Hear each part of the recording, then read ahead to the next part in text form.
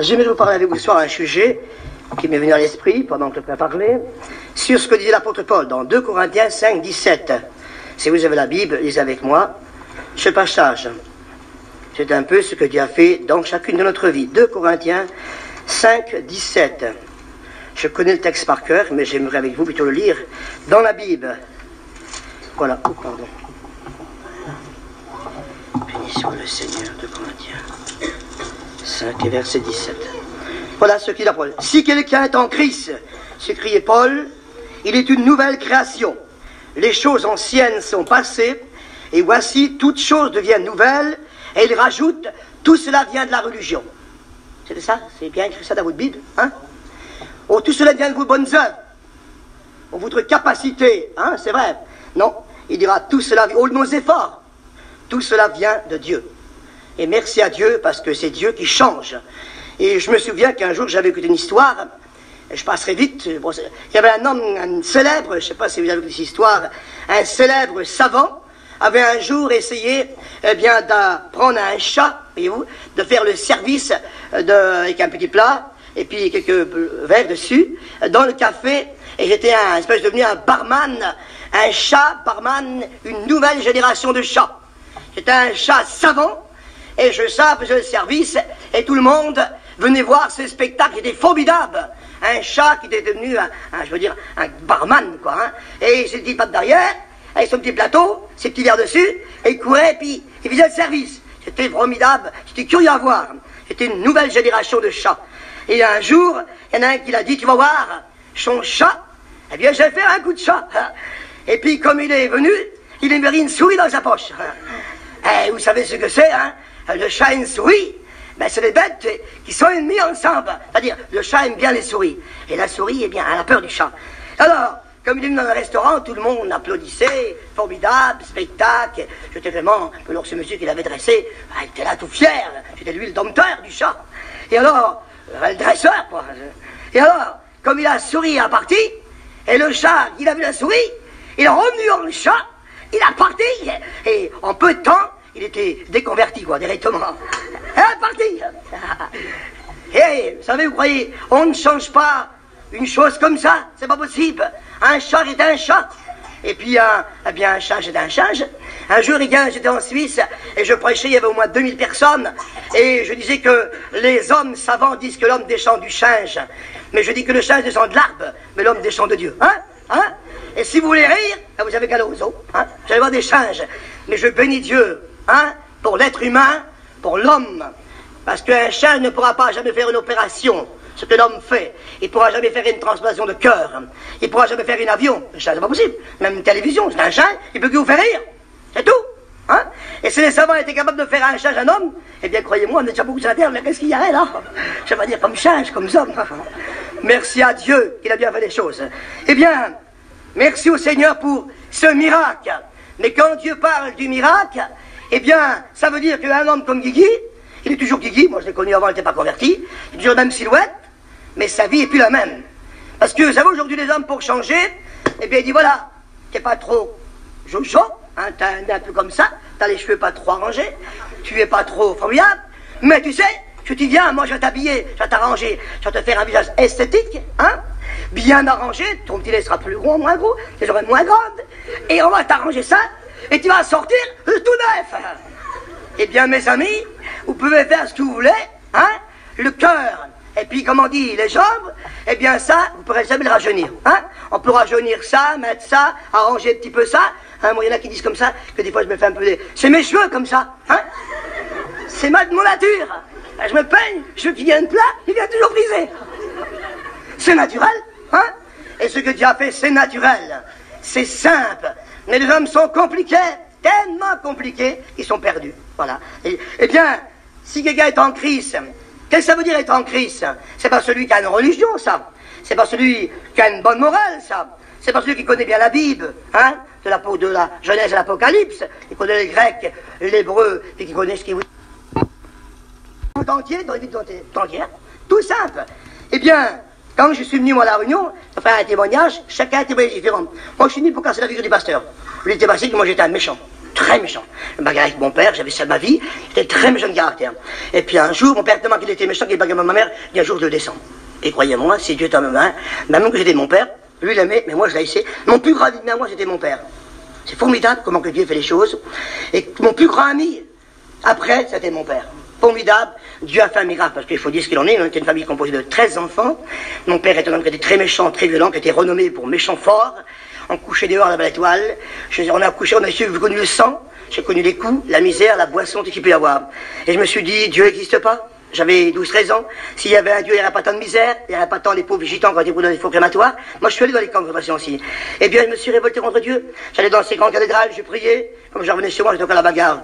J'ai pris les médailles, j'ai pris les saints, tout ce que vous voudrez, crac, en miel. Puis je dis, maintenant, c'est là qui me parle du bon Dieu. Eh bien, j'ai parlé d'une bonne chose. Il l'aura pour son compte. Et puis, quand je suis venu à la réunion, eh bien, j'ai dit, maintenant, mon petit pasteur, tu vas passer bien entre mes mains. Et je me suis mis pas derrière, là. À peu près comme le monsieur là, deuxième rang. Puis je savais qu'il passait là ici. J'ai dit là, j'ai mis une dérouillée comme jamais qu'il a pris. Parce que mon frère était chrétien, et moi je vais pas voir les chrétiens. C'était ma poison, ça, les chrétiens. Je dis ça, c'est pas des hommes. Parce qu'un homme, je ne mets pas là-dedans. C'est bon pour les bonnes sœurs, ça, c'est bon pour les vieilles grand-mères, ceux qui n'ont marre de la vie. Les pauvres gens qui ne savent pas se débrouiller. Monsieur, des pauvres gens, ils ont raté leur vie. Mais je dis, moi, un garçon comme moi, 21 ans, pleine vie, tout ça. Et puis là, je suis venu comme ça. Et mon frère, eh bien, est devenu chrétien. Et puis alors, la colère que j'ai dit que mon frère est devenu chrétien, alors moi, je disais maintenant qu'il est chrétien, s'il parle mal des chrétiens, et on parlait mal de mon frère, c'est la bagarre. Voilà. J'étais pas la nouvelle créature, j'étais l'ancienne créature. Et puis là, je suis venu, puis j'avais vu quelques petits coups qu'il y avait à côté, pour bien mettre dans l'entrain. Puis je dis là, ça va être la bagarre générale des chrétiens, ils vont prendre une petite chose. Et puis là, j'étais là, puis le pasteur a commencé à chanter des cantiques, il était détendu, bien à l'aise. Je dis, mon pauvre gars, je savais que j'attends la sortie, je serais pas à l'aise. Et il chantait, puis ça allait, et puis moi, j'ai regardé là-dedans, puis je dis, ça va-t-il finir ce machin-là, ça pourrait finir là-dedans. Alors, je patientais qu'il finisse son affaire. Puis au moment où il a ouvert la Bible, tout détendu, parce que moi, quand on demande au Seigneur, eh bien, on est comme on est maintenant. Et puis là, il a ouvert ce texte qui est formidable, qui a traversé mon cœur comme une épée à deux tranchants. Jean 3,16. Dieu a tant aimé le monde qu'il a donné son Fils sur la croix du calvaire, afin que quiconque croit en lui ne périsse point, mais qu'il l'ait éternel. Si vous ne pouvez pas s'imaginer ce qui s'est passé, la parole de Dieu, mes amis, c'est une puissance. Il n'y a pas un homme qui peut résister. C'est formidable. Ça l'a rentré là, j'ai dit, qui c'est qui a pu m'aimer tant que lui? Mais c'est pas possible. Ça l'a travaillé mon âme. Puis je me tenais sur le banc. Puis je me dis, mais qu'est-ce qui m'arrive? Ça y est, je suis coincé. Alors je dis, j'arrête pas de dire là-dedans, ça y est, ils m'ont eu encore une fois. Puis je chantais que j'allais pleurer, je chantais que j'allais crier. Et je dis, ils vont me prendre pour un froussin, ils vont me prendre pour une femme, ils vont me prendre pour un malade. Ça y est, je ne pas passé pour un homme, j'étais tellement orgueilleux. Je dis, je suis fichu. Alors une voix me disait, pars, et une voix me disait, reste. Et j'écoutais la bonne voix qui m'a dit, reste. Et là, j'ai tombé à genoux, et devant tout le monde, mes amis. Moi-même, j'avais jamais prié au doigt, on m'a donné des fortunes. J'ai crié, Seigneur, sauve-moi, comme dans la Bible. Je tombe à genoux devant tout le monde. Si ce soir, vous pouvez se laisser briser par Dieu, il le fera aussi comme il a fait pour moi. Ce soir, ceux qui sont ici. J'ai crié à Dieu, sauve-moi. Et puis, il dit, quand un malheureux crie, Dieu l'entend. Et ce soir-là, Dieu le sait. Je ne pleurerai jamais l'oublier si je reste 500 ans sur la terre. Toute ma vie a changé dans une fraction de seconde. Ça n'a pas duré 20 ans sur un banc d'école, dans un monastère. Ça n'a pas été d'un catéchisme. Ça n'a pas été d'apprendre la loi, la Torah, les prophètes et ce qu'il peut y avoir. Dans une seule fraction de seconde. Dieu a bouleversé ma vie et il a fait de moi un homme nouveau par le miracle. C'est un miracle, une nouvelle naissance. Eh bien, si quelqu'un, un jour, un homme, un célèbre, un juif, un enseignant, un docteur de la loi, qui s'appelait Nicodème, il est venu vers Jésus de nuit. C'est un homme que tu as connu, une personnalité, comme par exemple, on dirait, mettons le maire de votre commune. Il sort pas, il va passer n'importe qui. Puis comme Jésus avait une renommée qui faisait des miracles, qui les aveugles voyaient, que les gens étaient bouleversés par son message, cet homme, il a dit, mais ça doit être quelqu'un. J'aimerais bien avoir un contact avec cet homme, mais comment faire, moi? Ma position, aller vers celui, c'est m'abaisser. Surtout que tout le monde disait, j'étais un renégat, j'étais un homme qui a porté la révolte, j'étais un fou, un paranoïaque, un genre qui faisait un peu de tour de patte. Tout le monde se moquait de lui. Mais lui, il sentait qu'il y avait dans les personnes de Jésus un homme qui avait une puissance et une autorité. Alors il est allé de lui, puis il est venu vers Jésus, il a dit, bon maître, que faut-il que je fasse pour être sauvé? Eh bien, Jésus a dit, Nicodème, il faut que tu renaisses. Nicodème a dit, Seigneur, toi, moi, faut que je renaisse. Mais ton langage n'a pas de sens. Renaître, comment un homme peut dire, quand il est vieux, qu'il renaisse? Et je lui ai dit, tu entends le vent, tu ne sais ni d'où il vient, d'où il va. Il en est ainsi de l'homme qui n'est l'esprit. Il dira, ce qui est chair, Et ce qui est esprit est esprit. Il faut que vous naissiez. Et Jésus dit plus que là encore, c'est Nicodème, si tu n'es pas de nouveau, tu ne verras jamais et tu n'entreras jamais dans le ciel. Alors Nicodème, il a dit, alors si je ne vois pas le Seigneur, et si je ne rentre pas, je suis fichu. Eh bien, elle n'a pas compris ce langage. Et beaucoup de gens voudraient savoir le processus. J'ai dit ça un jour en Suisse, j'ai travaillé dans un laboratoire pendant 4 ans. Les médicaments chefs, j'ai des piqûres. Il y avait une partie pour les bestiaux et une partie pour les humains. Là-dedans, j'étais... Et je parlais des gens, je disais, mais alors on apprenait les matières pour faire les sérums, vous savez. Il faut mélanger ci, ça, glycérine, tous ces mots de médicaments que maintenant je m'en rappelle plus du tout, c'est tellement compliqué. Eh bien, les hommes peuvent discuter la matière. Et on peut discuter comment, par exemple, une naissance, autre chose. Mais discuter la nouvelle naissance, personne ne peut le discuter, personne ne peut le produire, c'est Dieu qui le produit.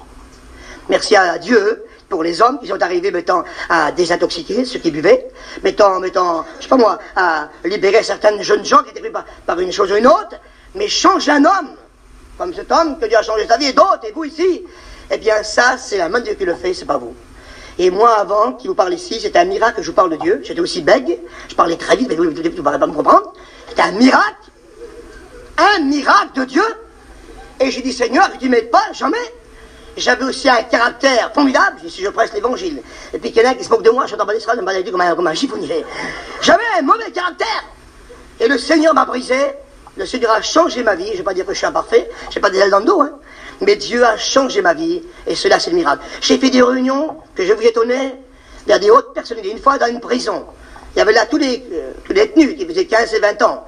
Avec le directeur, il a été bouleversé, il a dit, monsieur, eh bien, les détenus, eh bien, ont été bouleversés, mais moi encore plus parce que moi aussi j'ai besoin de Jésus-Christ. J'étais vraiment dans des hautes personnalités que Dieu m'a envoyées. J'ai rendu ce témoignage que Dieu peut changer un homme. Ça soit n'importe quel, ça soit un jeune, un vieillard, un riche, un pauvre, ça peut être n'importe quelle race humaine, Dieu peut le changer, c'est un Dieu de miracle. Si quelqu'un est en Christ, il est une nouvelle créature. Toutes choses anciennes sont passées et toutes choses deviennent nouveaux. Et je peux dire que depuis 29 ans, toute ma vie a pris un nouvel essor. J'ai une joie dans mon cœur, j'ai une paix dans mon âme, j'ai une tranquillité dans mon esprit qu'avant que j'avais peur. J'étais celui qui vit, j'étais complètement agité. J'étais un homme qui était tracassé par la vie de ce monde, j'avais peur des guerres, j'avais peur de la mort. J'étais un garçon qui était plein de soucis, plein de crimes, plein de mauvaises pensées. Quand Dieu me donne ma vie, il a bouleversé ma vie, il a changé ma vie. Aujourd'hui, j'ai la paix, j'ai la joie, j'ai le bonheur. Et la première chose que j'ai compris, puis aussi Dieu m'a guéri, depuis 18 ans que je fais des crises cardiaques et traumatismes articulaires. J'ai donné une secte de guérisseurs chez nous, une secte liée, que personne ne peut venir lier. J'ai mon père qui était un ancien guérisseur, il guérissait les enfants. On était liés par des choses terribles. Eh bien, Dieu est venu chez nous. Et mon père était un homme méchant et dur. Moi, je me suis converti, j'ai dit, viens à la réunion. Et quand il est venu à la réunion, il dit, moi, ils ne mourront pas. Ben, j'ai dit, oh, bah, ils vont t'avoir comme les autres. Je le connaissais. Alors, je me suis mis là, j'ai prié, moi, je dis, Seigneur, touche son cœur. Comme tu vas toucher le mien, et tu vas voir qu'il va capituler. Et puis là, j'ai prié, et j'avais jamais vu mon père. À l'âge que j'avais 21 ans, jamais j'avais vu mon père pleurer. Ce jour-là, j'ai vu mon papa qu'avec ses prières, il m'a dit, moi, je te vois avec mes prières, moi, je le fous, le pasteur. Avec ses prières, il priait, mais pas prier ce que tu voudras. Le Seigneur, il a mis un coup, hein, comme ça qu'on dit nous, hein. Il l'a touché, pas l'os, mais il l'a bien touché au cœur. Il l'a touché, et il a été brisé par le Seigneur, et j'ai vu ses 2 mains devant l'air, les larmes de ses yeux, et là, il criait, Seigneur, sauve-moi, Seigneur, sauve-moi.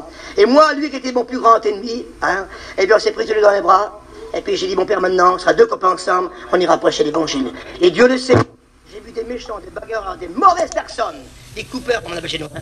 Eh bien, c'est là que Dieu m'a envoyé pour prêcher l'évangile. J'étais en Alsace, cet habit qui a été renommé. Si un homme n'était pas coupé, j'étais pas un homme. Il fallait que j'aille couper, j'étais un vrai homme. Mais il y avait une peau de femme, je n'étais pas coupé. Et les ciganes, vous savez, ils sont méchants, hein. Mais allez pas là-bas en Alsace. Restez plutôt ici, c'est le bon, hein. C'est le bon soleil.